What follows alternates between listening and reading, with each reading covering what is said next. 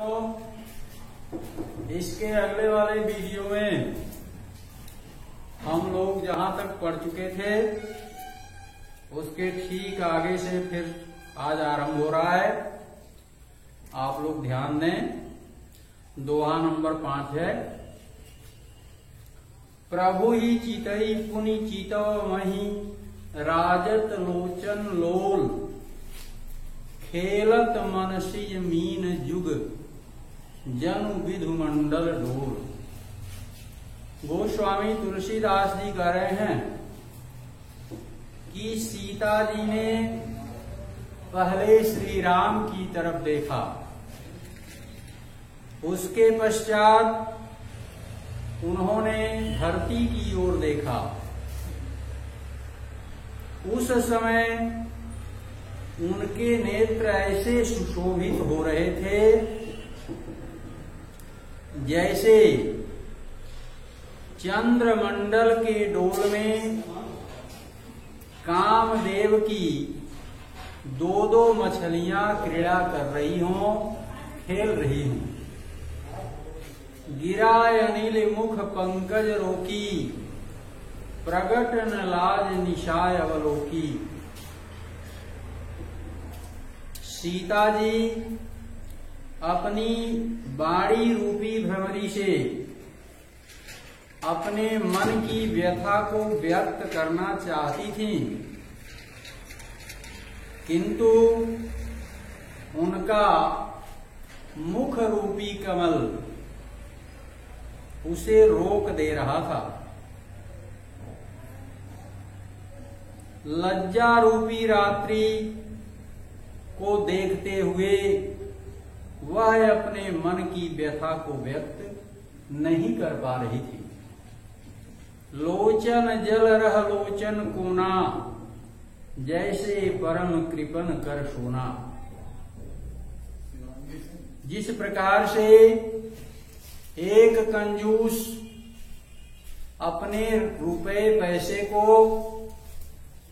अपने बहुमूल्य धातुओं को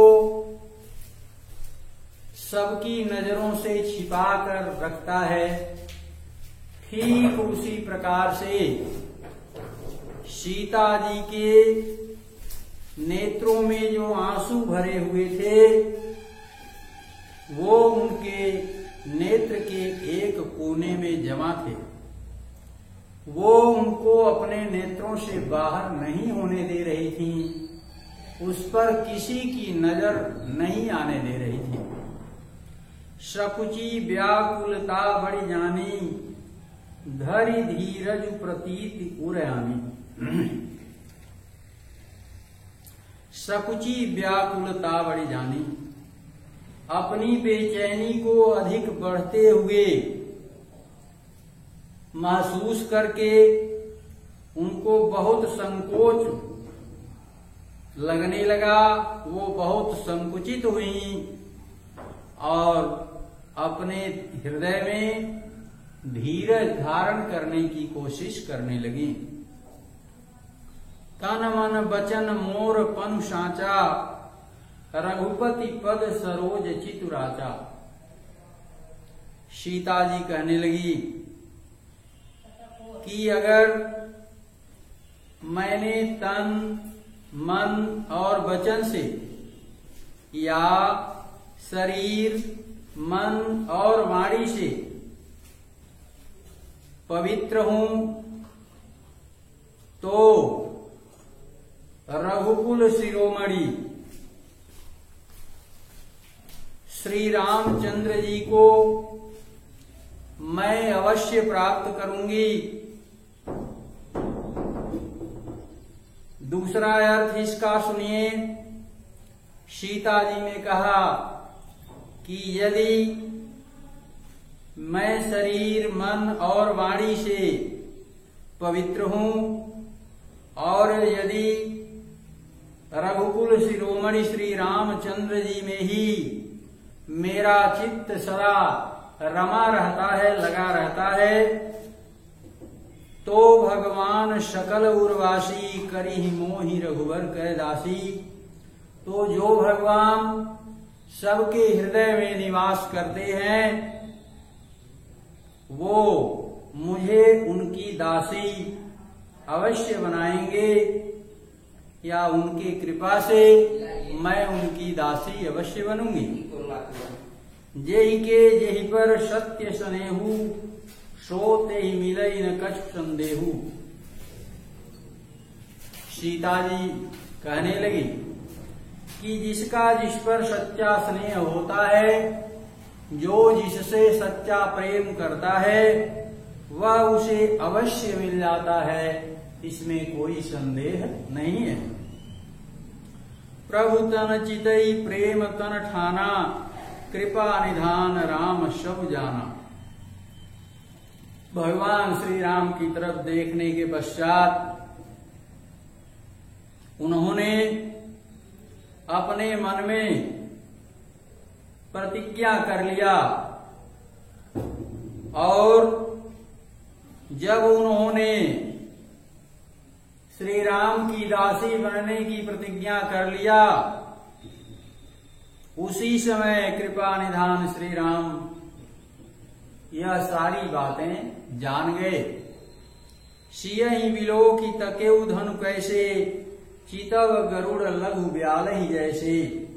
जब भगवान श्री राम को सीता जी की मन स्थिति ज्ञात हो गई, तो पहले उन्होंने एक दृष्टि सीता पर डाली और दूसरी दृष्टि धनुष पर उसी प्रकार उन्होंने डाला जिस प्रकार से गरुड़ एक छोटे सर्प की ओर दृष्टि डालते हैं, क्योंकि गरुड़ के लिए छोटे से सर्प को मारना बिल्कुल सरल कार्य है, उसमें उन्हें कोई कठिनाई महसूस नहीं होती। ठीक उसी प्रकार से शिव के धनुष का खंडन करना या शिव धनुष की प्रत्यंचा को चढ़ाना श्री राम के लिए अतिशय सरल कार्य था। लखन लखेउ रघुवंश मणि, ताकेउ हर को दंडु, पुलकी गात बोले वचन, चरण चापि ब्रह्मंड। जब श्री राम ने शिव धनुष की तरफ दृष्टि डाली, तो लक्ष्मण जी संकेत समझ गए कि अब श्री राम धनुष को तोड़ने ही जा रहे हैं। उनकी शरीर अत्यंत पुलकित हो उठी और उन्होंने इस ब्रह्मांड को अपने चरणों से दबाया। दिशि कुंजरहु कमठ यही कोला, धरहु धरनि धरि धीर न डोला। लक्ष्मण जी कहने लगे, हे दिग्गजों, हे कच्छप, हे शेषनाग और हे वाराह, आप सभी सावधान हो जाएं और सावधान होकर के इस धरती को इस प्रकार पकड़ लें जिससे यह धरती हिलने ना पाए। राम चहई शंकर धनु तोरा, हो सजग सुनि आय सुमोरा। लक्ष्मण जी इनको चेतावनी देते हुए कहे कि मर्यादा पुरुषोत्तम श्री रामचंद्र जी शिव जी के धनुष को तोड़ना चाह रहे हैं, इसलिए आप सभी सजग हो जाइए और मेरे आदेश का पालन कीजिए। चाप समीप राम जब आए, नर नारी ने सुर सुकृत मनाए। शिव धनुष के पास जब श्री रामचंद्र जी पहुंचते हैं, उस समय जनकपुर के सभी पुरुष और स्त्रियां अपने अपने देवी देवताओं से विनती करने लगती हैं, उनसे जो है याचना करने लगती हैं कि हे हमारे देवी देवता, आज तक अगर हमने सच्चे मन से आपकी सेवा की है, आपकी पूजा की है, तो उसका सारा फल इस समय श्री राम को मिल जाए और श्री राम का मनोरथ पूरा हो जाए। सब कर संसौ अरु अज्ञानु, मंद महीपन कर अभिमानु, भृगुपति केरी गर्भ गरुआई, शुर मुनि वरन केरी कदराई, सियकर सोच जनक पछितावा, रानीन कर दारुण दुखदावा, शंभु चाप बड़ बोहित पाई, चढ़े जाई सब शंभु बनाई। देखिए, बड़ा ही मार्मिक प्रसंग है। सबकर संसौ अरु अज्ञानु, जब भगवान श्री राम धनुष को तोड़ने के लिए तैयार हुए, उस समय वहां जितने भी लोग उपस्थित थे सभा में, सबके मन का संशय, सबके मन का संदेह, सबकी अज्ञानता, अभिमानी राजाओं का अभिमान, परशुराम जी के गर्व की गुरुता या परशुराम जी के गर्व का वजन, देवता और मुनियों के मन की कातरता का भार,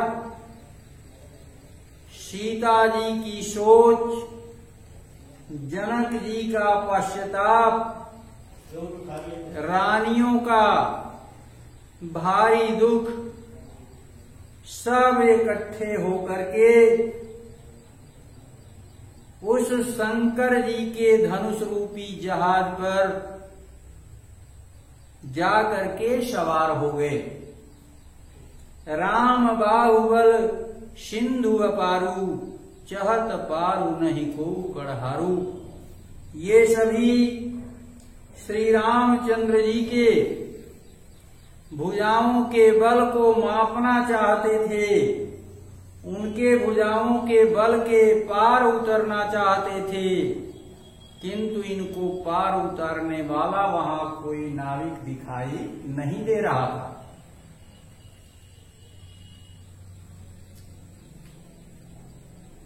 राम विलोक लोग सब चित्र लिखे से देख, चितई सीय कृपायतन जानी विकल विशेष।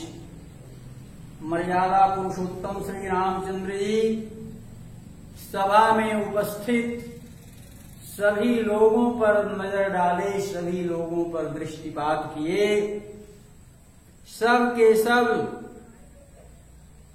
चित्र की तरह से लिखे हुए दिखाई दे रहे थे।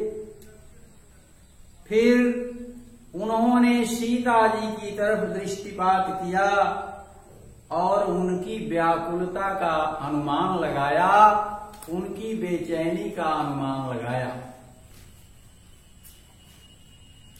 देखी विकुल विकल वैदेही, निमिष विहात कल्प समतेही। भगवान श्री रामचंद्र जी सीता जी को अत्यंत व्याकुल देखे, उनके लिए एक एक पल उस समय कई कल्पों के समान व्यतीत हो रहा था। त्रिषित बाई बिन जो तनु त्यागा, मुए करई का सुधा तड़ागा। जिसे प्यास लगी हुई है, अगर वो पानी के अभाव में इस शरीर को त्याग देता है, मर जाता है, तो मरने के पश्चात अमृत से भरे हुए तालाब की कोई गरिमा नहीं रह जाती, क्योंकि जीवन रक्षा के लिए तो पानी की बूंद ही आवश्यक थी। श्री रामचंद्र जी अपने मन में यह बात सोचने लगे। का वर्षा जब सब कृषि सुखाने, समय चुके पुण्य का पछताने। जब खेत की सारी फसलें सूख जाती हैं, तो वर्षा कितनी भी घनघोर क्यों न हो, उस वर्षा के जो है कोई भी लाभदायक परिणाम दिखाई नहीं देते हैं। इसी तरह से जो समय जिस काम को करने का है, अगर वह समय व्यतीत हो जाता है, उस समय पर वह काम नहीं किया जाता है, तो सिर्फ पश्चाताप ही हाथ रहता है, उसके अलावा कुछ भी हाथ नहीं आता। असजिय जान जानकी देखी, प्रभु पुल के लखी प्रीति विशेखी। अपने मन में यह सब बातें सोचते हुए मर्यादा पुरुषोत्तम श्री रामचंद्र जी सीता जी की तरफ देखते हैं और अत्यंत प्रसन्न हो जाते हैं। सीता जी के प्रति उनके मन में अपार प्रेम उत्पन्न हो जाता है। गुरु ही प्रणाम मन ही मन कीन्हा, अति लाघव उठाई धन लीन्हा। मर्यादा पुरुषोत्तम श्री रामचंद्र जी मन ही मन अपने गुरुदेव को प्रणाम किए और अल्प समय में ही उन्होंने शिव धनुष को उठा लिया। दमकेउ दामिनी जिमि जब लयऊ, पुनि नभ धनु मंडल सम भयऊ।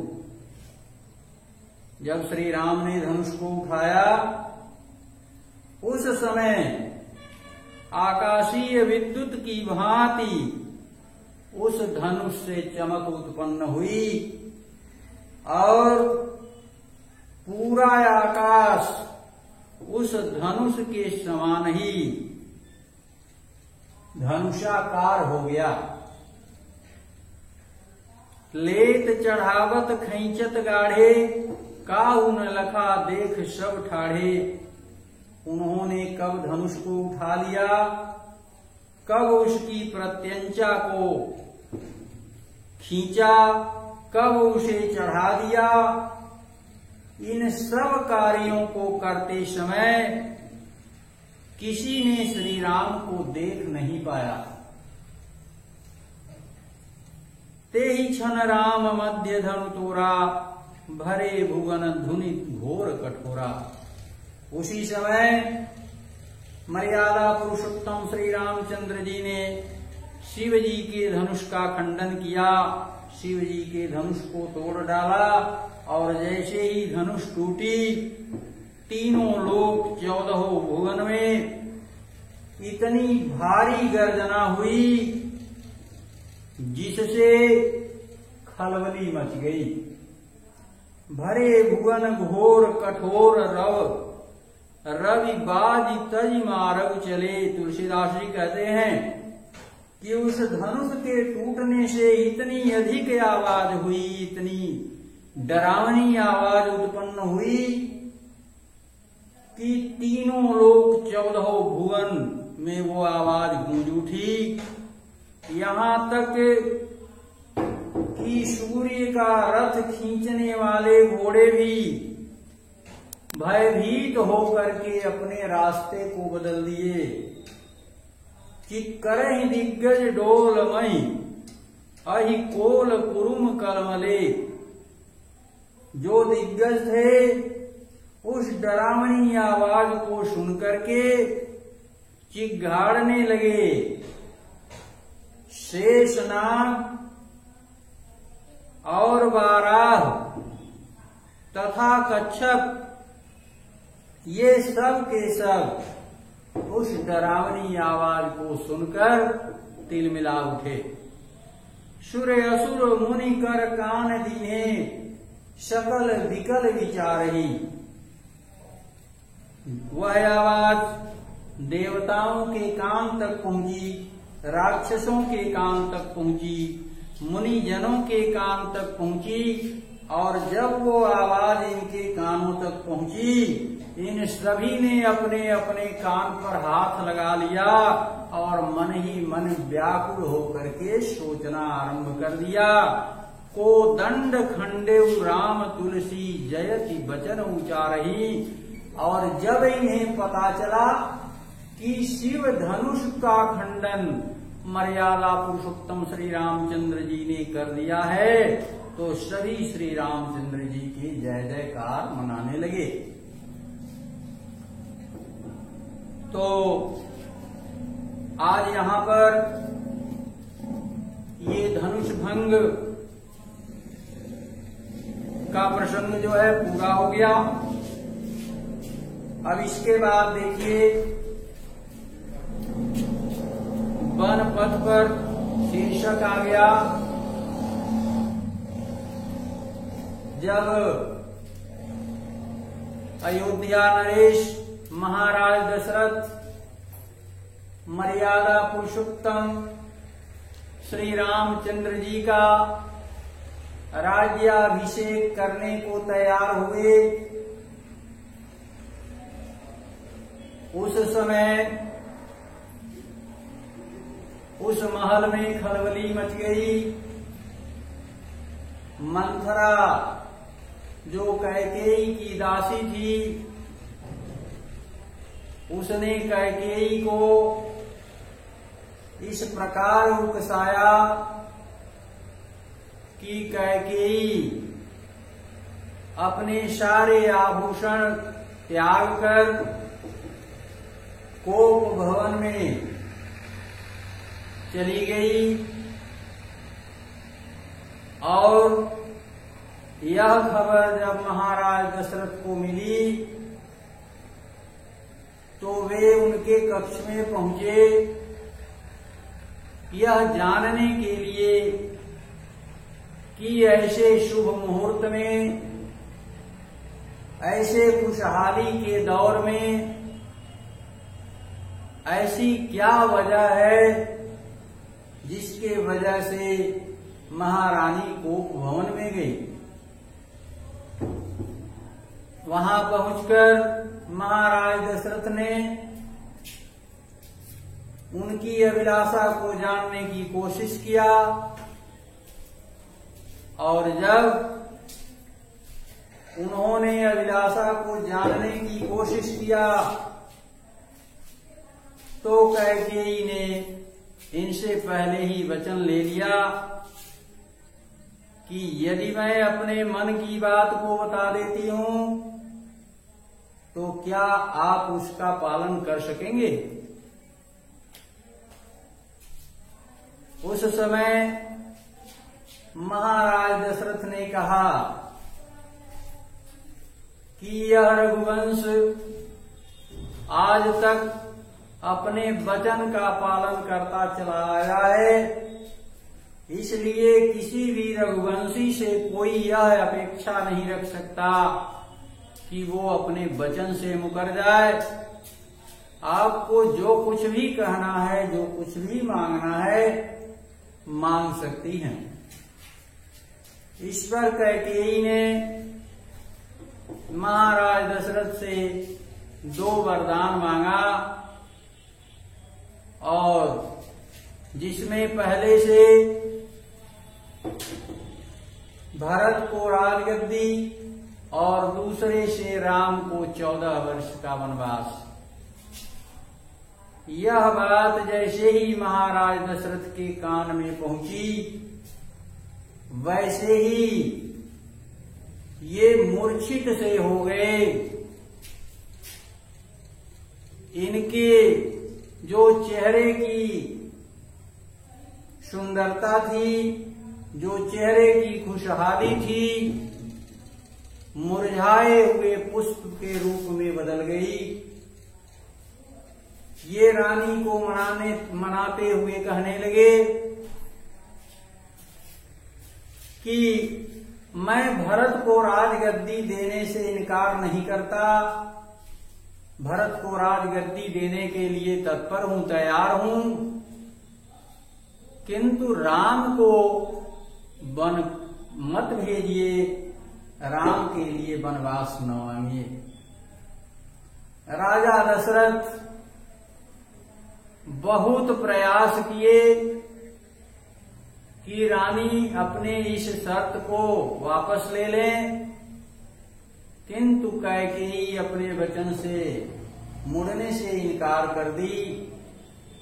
उसने कहा कि आप तो पहले कह रहे थे कि कोई भी रघुवंशी दिए हुए वचन से विमुख नहीं हो सकता, फिर क्यों आप हमको अपनी बात वापस लेने के लिए प्रेरित कर रहे हैं? यदि मुकरना ही है तो मुकर जाइए, हमें कोई ऐतराज नहीं। जब महाराज दशरथ ने देख लिया कि अब यह रानी कितना भी समझाने पर मानने वाली नहीं है, तो उन्होंने जो है घोषित कर दिया कि अब श्री राम को बन जाना ही है। और जैसे ही श्री राम को इस बात का पता चला, वो बन जाने के लिए तैयार हो गए। जब श्री राम बन जाने हेतु तैयार हुए, तो सीता जी ने भी उनसे जो है अनुनय विनय करना शुरू कर दिया। उन्होंने अपना पक्ष रखते हुए कहा कि जब आप इस महल में नहीं रहेंगे तो फिर मैं आपके बिना यहां कैसे रह सकती? शास्त्र भी इसे उचित नहीं ठहराता है, इसलिए आप मेरी बात को स्वीकार कर लें और मुझे भी अपने साथ लेते चलें। श्री राम ने पहले तो सीता जी को बहुत समझाया कि वन में रहना सरल कार्य नहीं। जिसने आज तक राजमहल का सुख भोगा है, राजमहल के सुख सुविधाओं में जिसका आज तक का जीवन व्यतीत हुआ है, उसके लिए जंगल में एक भी पल व्यतीत करना बड़ा ही दुष्कर होगा, बड़ा ही कठिन कार्य होगा। किंतु सीता जी ने कहा कि जहां आप हैं वहां मेरे लिए पर्वत जैसी भी बाधा क्यों न हो, उससे मैं घबराने वाली नहीं। जो भी विघ्न बाधा आएगी, मैं उन सभी विघ्न बाधाओं का मुकाबला कर लूंगी। इसके पश्चात श्री राम ने सीता जी को अनुमति दे दिया। इतने में लक्ष्मण जी जो है उनके साथ जाने की जिद कर लिए। श्री राम ने लक्ष्मण को भी बहुत मनाया, बहुत समझाया, कहा कि पिताजी ने वनवास तो मुझे दिया, फिर आप लोग क्यों जंगल का दुख भोगना चाहते हैं, जंगल में दुख क्यों झेलना चाहते हैं? मुझे अकेले जंगल का दुख झेलने दीजिए। इस पर लक्ष्मण ने कहा कि मेरा तो जन्म ही आपकी सेवा के लिए हुआ है, और जहां आपके सेवा का अवसर मेरे लिए न हो, वहां मेरे लिए एक पल भी जीना बड़ा ही दुश्वार है, बड़ा ही दुष्कर है। इसलिए आप अपनी सेवा से मुझे क्षण भर के लिए भी वंचित न करें। हे प्रभु, मुझे अपने साथ ले चलने की अनुमति दें, ताकि मैं भी तैयार हो जाऊं और आपके साथ चलूं, आपकी सतत सेवा करता रहूं, और जो कुछ भी स्थिति आएगी, जैसी भी स्थिति आएगी, उस स्थिति में वहां पर आपकी सेवा करते हुए अपने समय को व्यतीत करता रहूंगा। यह बातें मर्यादा पुरुषोत्तम श्री रामचंद्र जी ने सुन लिया, और सुनने के पश्चात जब उन्होंने महसूस किया कि लक्ष्मण उनके बिना एक पल भी नहीं रह सकते, तो उनको अयोध्या में छोड़ना तर्क संगत महसूस नहीं हुआ और उन्होंने लक्ष्मण को अपने साथ चलने की अनुमति दे दिया।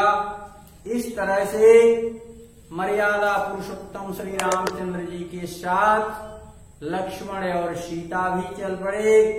ये तीनों मूर्ति जो है अयोध्या से प्रस्थान करते हैं जंगल की ओर।